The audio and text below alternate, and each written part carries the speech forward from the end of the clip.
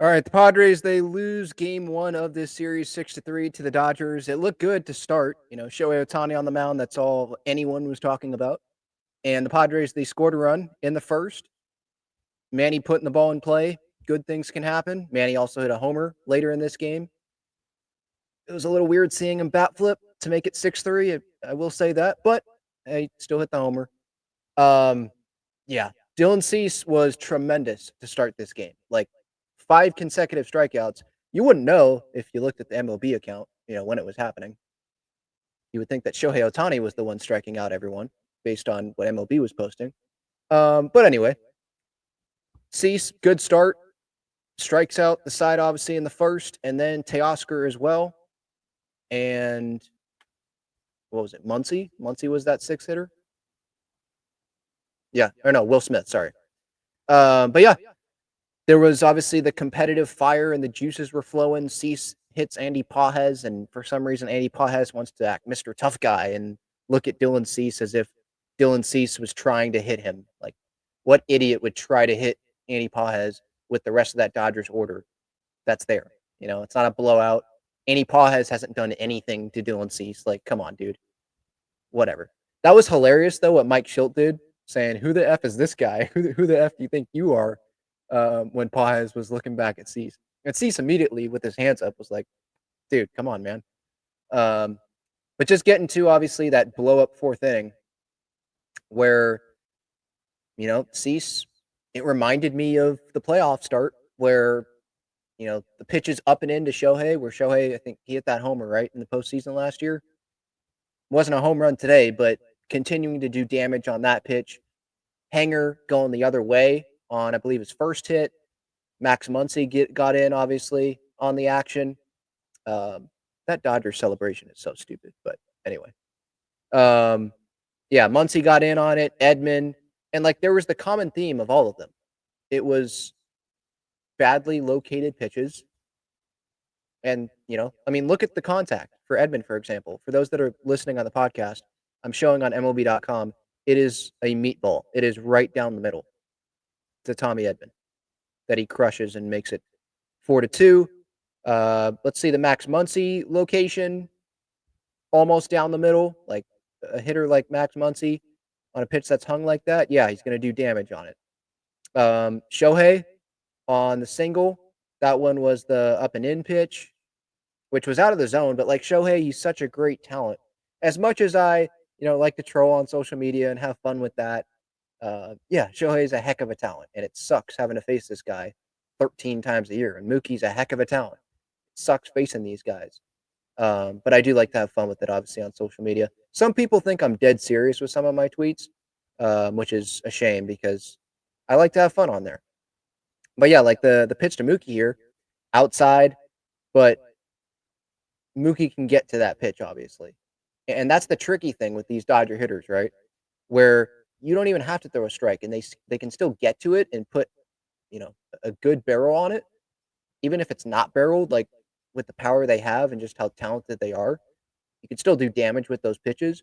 So it's hey, don't hang it, but you got to have like a perfect pitch, or else they can still hit it too, even if you're not hanging it down the middle, right? So yeah, just blew up there. Like right out of the get go, it looked great. Dylan Cease, I don't know if he was amped up, but he was 99 with his fastball. It was looking great. And then that 4th inning comes around, and it's just maybe it was the Dodgers seeing him again. Obviously, again, we know that it was mislocation as well, and just didn't have it. But the main concern for me coming away from this game, and it's not like this is like something we're just discovering now, but this Dodgers offense super talented, and this Padres rotation is questionable, definitely at this moment for sure. With Dylan Cease on the mound, do I feel confident in the Padres' ability to go win baseball games when you're facing the Dodgers with Dylan Cease on the mound? The answer is no. As much as I love the start, and I was pumped up for that start, and it was awesome, you got to be able to do it, for 6 innings. And Cease hasn't shown the ability to do that when it matters the most. Now, I'm not going to sit here and forget the outing that he had before, where he was a huge reason why the Padres, ended up going and winning that game. Like we got to mention that as well. That last outing, let me pull that back up here um, to give you the full line. He went 7 innings and gave up no runs, punched out 11 guys. Today, punched out 9 guys, and he ends up going 5 innings and gives up 6 runs. So just it's interesting, obviously the I mean he walked 5 guys in that last outing and went 7 innings, and today walked 1 guy and he went 5 innings.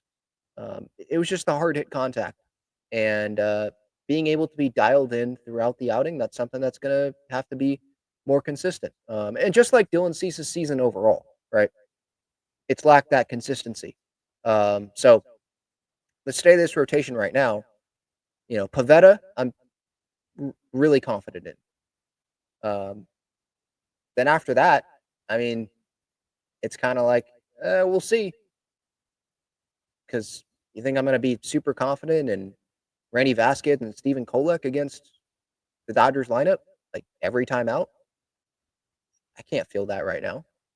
But that is baseball. Like, watch Steven Kolek go out there and go 6 shutout innings or 6 innings, give up 1 run, and make the Dodgers not be able to have much offense and not have much traffic out there on the bases. Randy Vasquez may have a lot of traffic out there, but watch him go have a better outing than Cease, because that's baseball. That can happen. So still encouraging, like some of the at bats and some of the contact that we saw from the Padres, like Tatis, Manny, obviously with the homer. Arise hit some balls hard, Xander. So there's some things that are encouraging there, but don't get me wrong. Like, yeah, it's super disappointing dropping this game here, especially how it started, where the Padres, they get the lead off of Ohtani, although, you wouldn't have known if you weren't watching the game, uh, unless you were looking at my account. But yeah, get the lead, and then, Cease is dominating out there, hoping, they can add on some more. And it's like, all right, we can have our high leverage relievers come in and, close this door. But that Dodger lineup, with how talented it is a long outing. And it probably feels even longer when you're out there on that mound, because you really have to lock in on every hitter. I mean, pretty much every hitter, right, can do damage.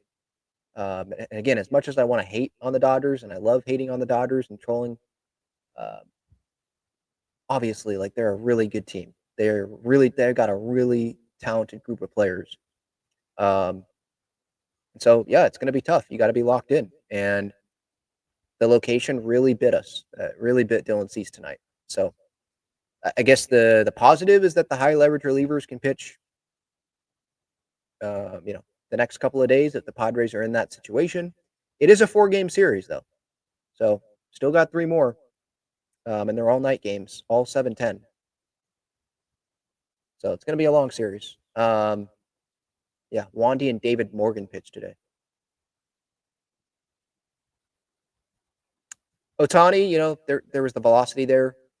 Um, the Padres did get a break there, where Manny did swing, and it was obvious on the replay. It's called not a swing, and then he ends up driving in a run. That was hilarious.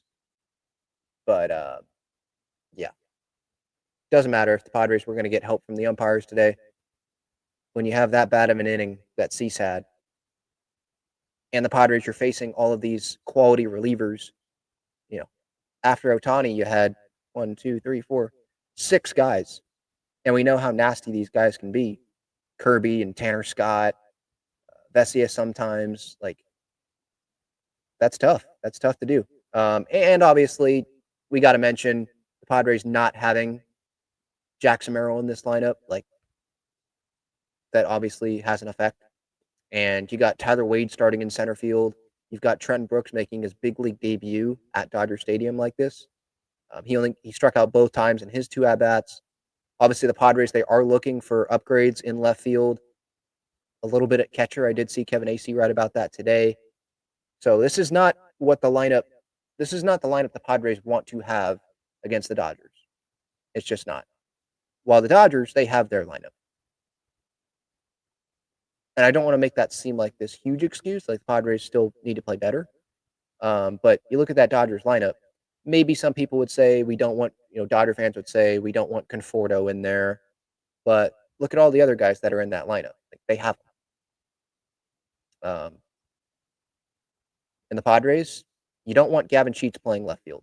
You want him DH, right? You don't want Trenton Brooks, at least as of now, you don't want Trenton Brooks starting in the lineup. You want Jackson Merrill out there in center field, not Tyler Wade. Maybe you want another catcher, that can hit a little bit more. So frustrating, but it is what it is. It's, the good news is it's June 16th, not October 16th. And yeah, that's what I got.